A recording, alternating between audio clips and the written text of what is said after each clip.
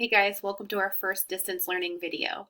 Before we get started, I just wanted to say that I miss you and that I can't wait to see you soon.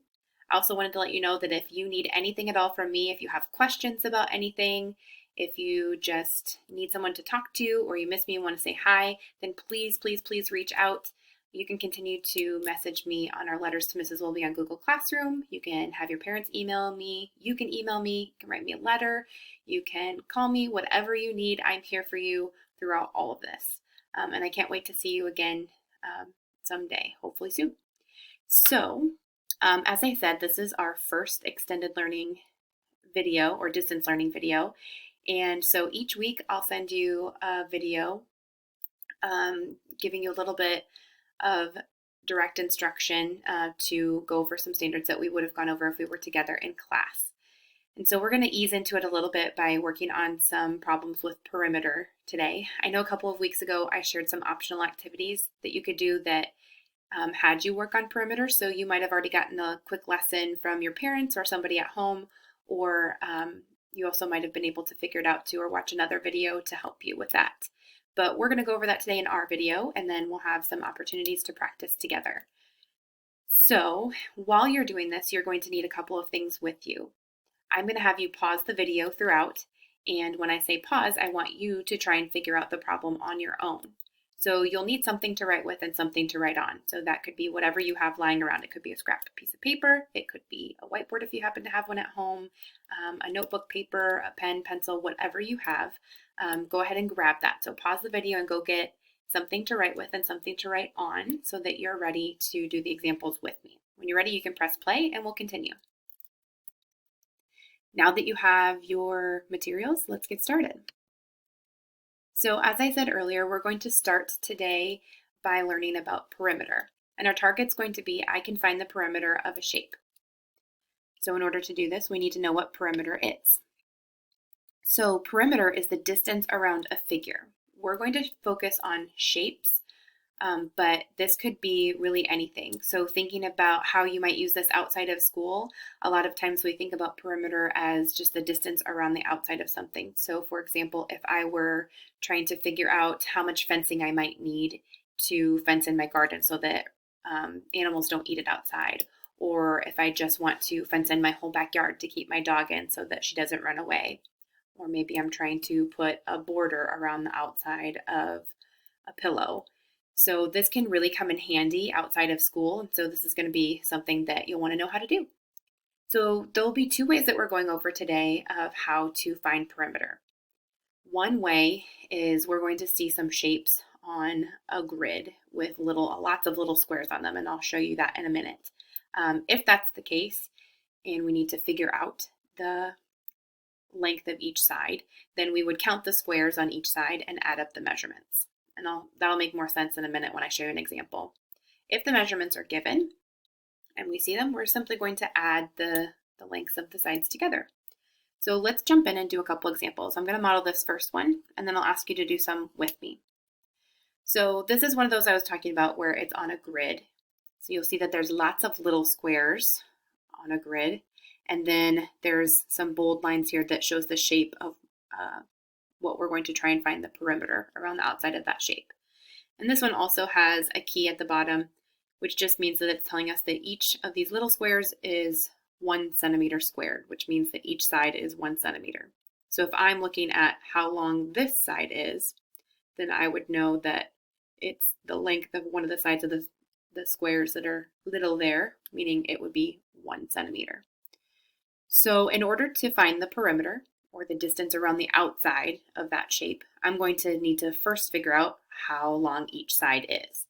And so I'm just going to simply count those squares from one side to the other on each of those sides or lines, and then I'm going to add them together. So in this case, I'm going to count 1, 2, 3, 4, 5, 6, 7. So I can label that one as 7 centimeters. I'll count this one, 1, 2, 3, 4, 5, 6, 7. Again, that one's going to be 7. If you want, you can pause the video and see if you can count the rest of these sides on your own. I'm going to count them now. 1, 2, 3, 4, 5, 6, 7. Then the last side, 1, 2, 3, 4, 5, 6, 7. So we actually have a square here where all sides are the same length. So now that I know the length of each of the sides, I just have to add them up. So one way to do that would be I would need to add 7 plus 7 plus 7 plus 7. Or I could also do 7 times 4. Either way, I'm going to see that the perimeter is 28 centimeters. And if it gives you the unit that you're measuring in, like this one says centimeters, it is important to label it as centimeters so that we know what it is. Thinking about if I were getting that fence for my garden, it would be important to know if my one side of my garden was 7 inches or 7 feet. That's going to be a big difference. So it is important if it gives you the unit to make sure you label that. Let's do this next one together. And so I want you to think about the first step. I see that there are no measurements of sides. It doesn't tell me how long each of these sides are. So I'm going to have you pause the video now, and I want you to count out and see what each of those sides are equal. Now that you've paused and hopefully figured out the length of each of those sides, let's look and see what I got. So I see that that one has 2, 1, 1, 2, 2, 1, 5, and 4. So hopefully you were able to count those numbers looking at each of those squares that takes up the side to measure and see how long each side is. The next step I'm going to take when finding perimeter is just to add them all up. So I'm going to have you pause first. And if you haven't already, I want you to add them up and see if you get the same as me. Once you've found out the perimeter that you think, then you can press play and see if you're right. All right, now that you figured it out first, you did stop and figure it out first, right? Okay. So I found that I kind of started up at this on these sides, and I saw 2. I could make another 2, 4, 6, 8. So I added those sides together first and got 8. 8 and 1 more is 9. 9 and 5 is 14. And 14 plus 4 is 18. So the perimeter of this shape would be 18. Let's try another one. This time, in this example, it already gives you the lengths of each side. So you can see that it has feet for the unit of measure, and it already gives it for me. So you should be able to just look at this one and add up the numbers. So pause the video now, see if you can add them and find the perimeter, and then press play, and I'll show you what I did. Now that you've found your perimeter, let's see what I got. So I saw an easy way to make a 10. I started with my 4 and 6, which is 10. Then needed to add on the next one. 10 and 5 is 15. 15 and 3 is 18. So when I add all of those together to find the perimeter or the distance around the outside, I found that that would be 18. So my perimeter would be 18 feet. And again, it gave me the unit of measure. So I need to make sure I put feet so that we know how long the perimeter is. Hopefully you're catching on and you're thinking, Mrs. Wilby, this is pretty easy. And that's good. I want you to think that this is pretty easy. Just adding up the lengths of the sides. All right, I've got another example for you here. So again, pause, figure it out yourself, and then I'll model my thinking too. Now that you've found it, I'm going to show you my thinking. I see that all of the sides are already given. And so all I have to do is add. So I put mine together. I see that 4 and 1 was 5. So I made a 5 and 5 is 10. 6 and 2, the other one is 8. So then I'm adding those together. 10 plus 8 equals 18. So I will say that my strategy there, I kind of looked for numbers, kind of like we do in number talks where it was easy for me to add. Sometimes it's easy when it's shapes like this with lots of different sides that you just go in order. So I could have just done 1 plus 4 plus 2 plus 5 plus 6. The way that you add is up to you in the strategy that you use. You just need to make sure that you add all of the different sides. So the perimeter of that one was 18 centimeters this time. Now, sometimes we're going to have problems where it only gives you some of the sides and you're going to have to figure out what the length of the other sides are.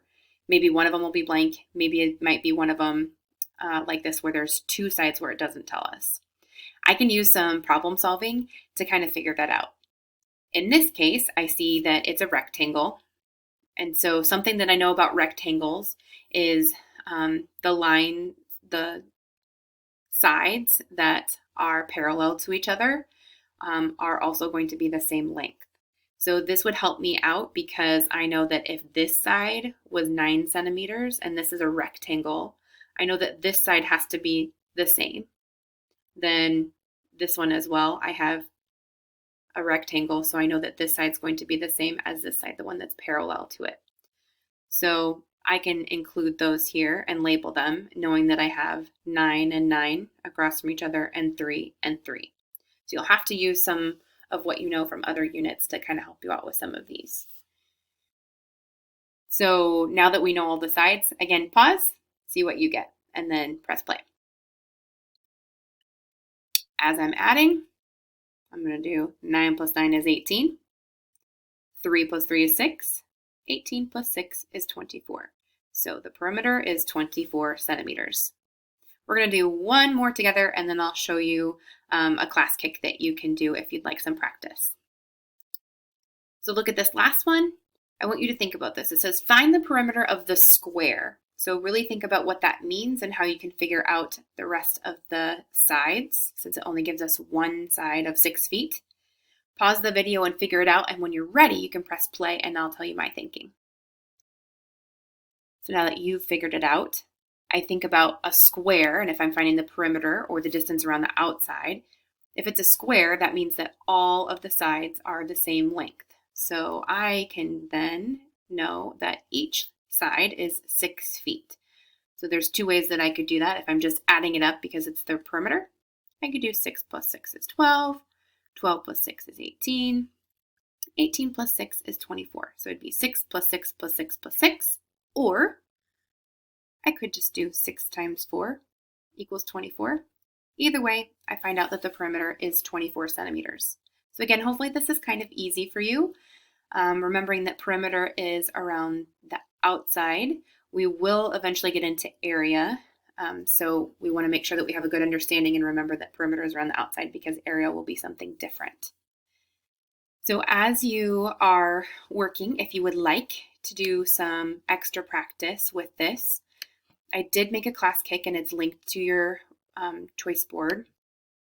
And so it'll have some different problems. It has 10 problems in there that you can look. It has a different variety of the different types of problems that we went over in our video. And then it has a few challenge problems in there as well that you can work on.